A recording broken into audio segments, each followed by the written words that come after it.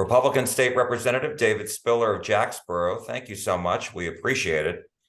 So you have filed House Bill 4 once again in this fourth special session. And this time around, you have filed, there is an identical bill filed in the Texas Senate.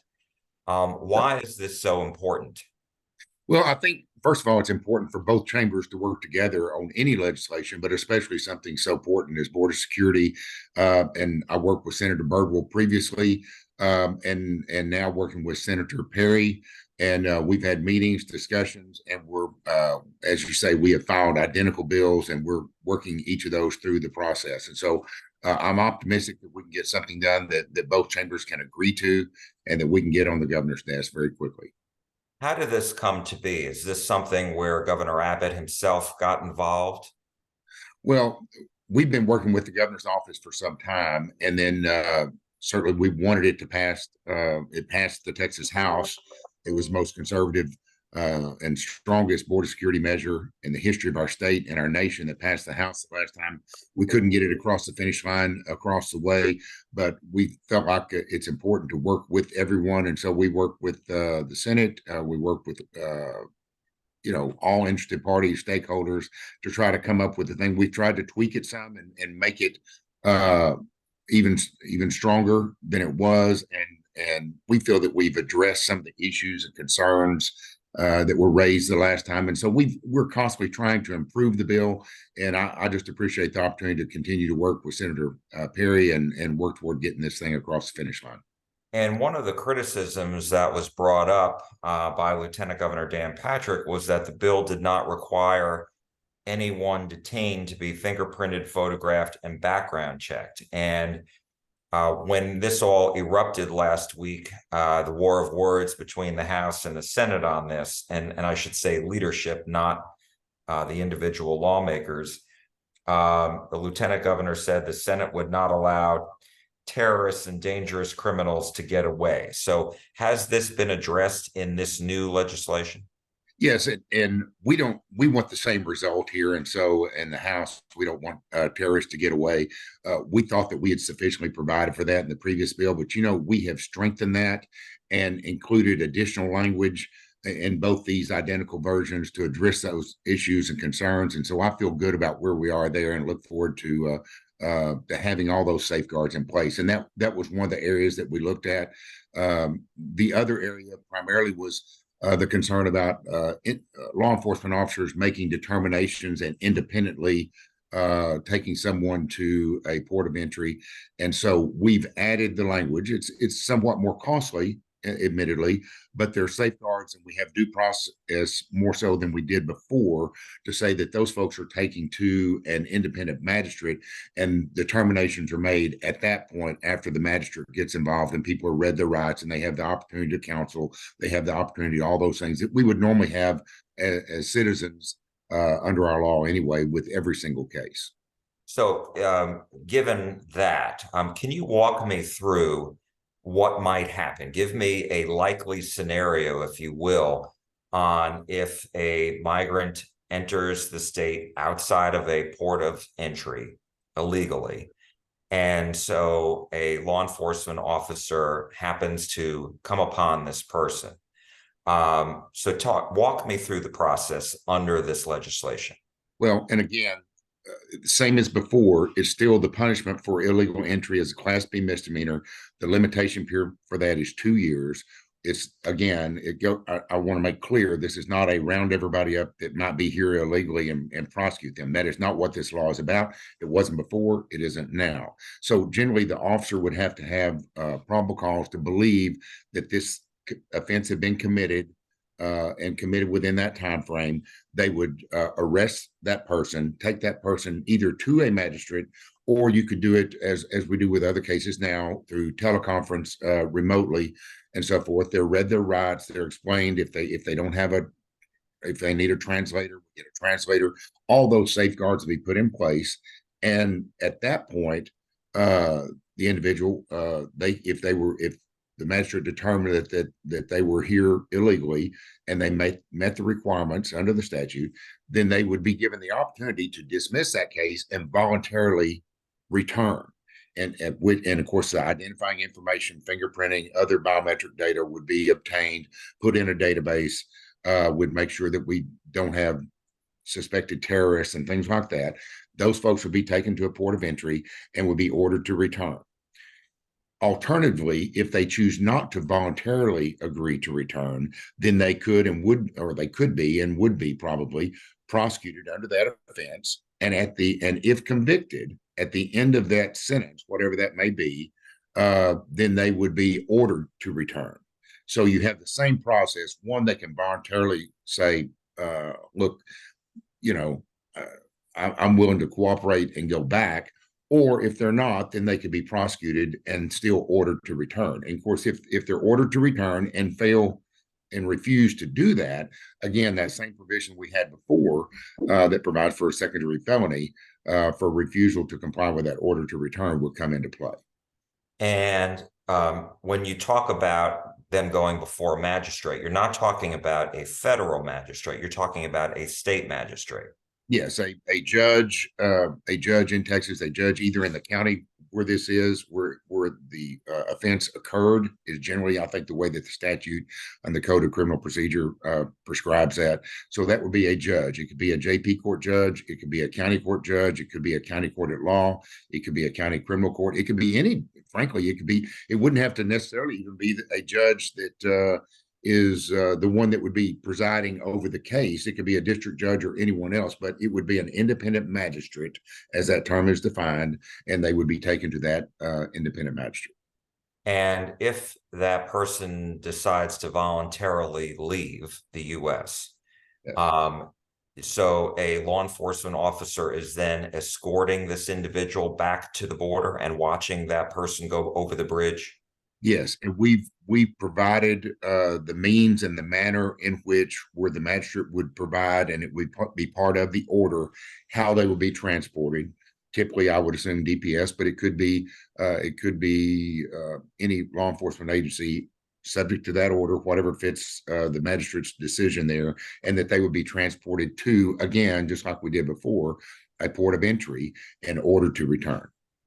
And then as far as the cost, you said that there would be more costs associated with this.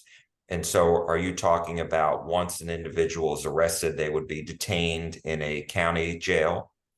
Well, And yeah, good question. If they're originally arrested and if they choose to, because that process, even though by law can take up to 48 hours, it doesn't have to, and we're doing that relatively quickly now. And so those folks could be magistrated. That decision could be made immediately, and they could be ordered to return immediately if they agree to do that. Obviously, if they refuse to do that and are willing to be, or willing to be, or if they would be prosecuted under that case, then that process would involve incarceration, detainment, and would take some time before we get to that point. So yes, obviously there are costs involved in that. We're working with the Office of Court Administration and some others to try to streamline that process if we need to. So just to be concerned with cost and efficiency, but that there would be more cost involved than what we were talking about before. and not only, court costs, but then transportation costs if that person decides to voluntarily return. And then at the same time, I would imagine costs for local jails and the counties who would have to incarcerate them until there's a hearing, right? Well, yes, but on the transportation cost, we're incurring those costs now. DPS, when they apprehend someone, uh, they are taking them to a port of entry or turning them over to Border Patrol. So we are incurring those costs now. I don't think that that's going to be a significant issue, but obviously, if we're dealing with court appointed attorneys, we're dealing with translators, we're dealing with housing costs. Some of those could be borne by the state. We're trying to minimize the cost to counties, but some of that could be borne by the state under Operation Lone Star and what we're doing now, and utilizing the bed space that we have currently for that. So we're trying to streamline this process to make it efficient, but also to make it fair. As you know, there are going to be legal questions about this because historically, the Supreme Court has said this is a federal issue. And when you're talking about immigration, this needs to be handled in the federal courts. So how do you prepare to defend that if this is challenged, which I suspect if this passes, it would be? Well, I suspect the challenge, and some people have said, well, are you trying to overturn the Arizona case? My answer is no. I've read the Arizona case. I understand, I think, the Arizona case. I believe that what we've done here under House Bill 4 is completely constitutional. I believe that it's not in conflict with the Arizona case. What Arizona tried to do is completely different under their law than what we have here. It is not preempted by federal law.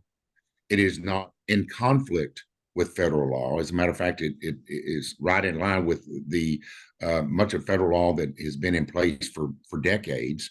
And Texas has the constitutional right, authority, and ability to secure its own borders, as even as referenced in the Arizona case in the concurring opinion by Justice Scalia. So I believe it is constitutional. I respectfully disagree with those that say that it is not. And I would invite them to actually read the Arizona case. And I think that they would say that maybe it doesn't read the way that they think it reads. And my final question, and I appreciate your time, Representative, is, you know, Democrats and other critics have said this is nothing more than a show me your papers bill, which you have denied before in our previous conversations. But as far as like a scenario where this is happening, you believe this is really mostly going to happen along the border. In other words, it's not going to happen up in the Dallas-Fort Worth area or north in Jacksboro, right? I mean, this is really for state officials who are along the border who come across a migrant. Is that right? But it is a statewide law. I'm not saying that you couldn't have prosecution in those counties, but I would say the vast majority of it would be within 50 miles of the border. And 99% of it. But I do think that to address some of those concerns, because again, that's what Arizona attempted to do. That is not what House Bill 4 does at all.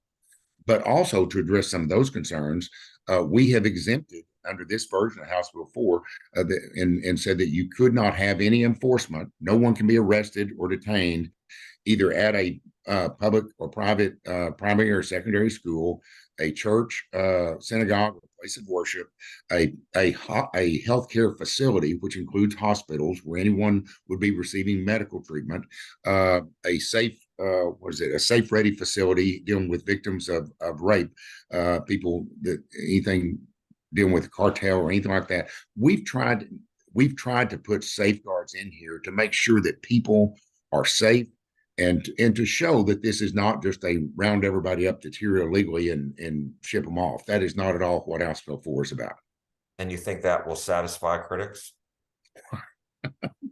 Well, it might some, but I don't know that it's going to satisfy everybody. The folks that don't like this, they don't like it, and I get that. But nonetheless, it's my job and my duty to try to get something that I think is as fair as we can be, as cost efficient as we can be, but first and foremost to protect Texas and our country from what the Biden administration continues to do in its failure and refusal to enforce our federal immigration laws and secure our border.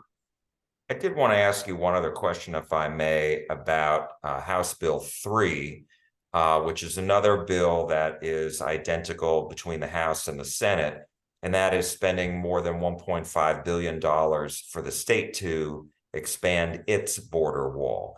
And I know listening to some of the hearings in the last several weeks, even among some senators, the question was, gee, this is a lot of money. It comes, on top of the $5+ billion that was passed during the regular session. And, does the state have the money to fund all this? Well, I think we do, at least as to the 1.5 billion. And we've been building border wall. People didn't really realize this, but over the past few years, I've had meetings with the Texas Facilities Commission. We're building border wall in 5 different locations and really in 5 different ways because the terrain and the characteristics of each of those areas is different. We don't do the same thing in the same, everywhere. But, we have got to secure our border, and the federal government, and with all due respect, in all fairness, under President the last 4 presidents we've had President Clinton, we've had President Bush, we've had President Obama, we've had President Trump. We built border wall under each of those four presidents, but it's not happening under President Biden. And he is not doing his job. They're not doing their job. They've canceled those contracts. Now, lately, I've heard that they're trying to reinitiate, do something, but it's too little, too late. Texas has to protect Texans, and we're going to do that. And so, but it shows you how out of sync our current federal administration is with even the past four administrations, two of which were Democrat administrations, to secure our border. Republican State Representative David Spiller of Jacksboro, thank you so much. We really appreciate your time. Thank you, Jack. Thanks for having me.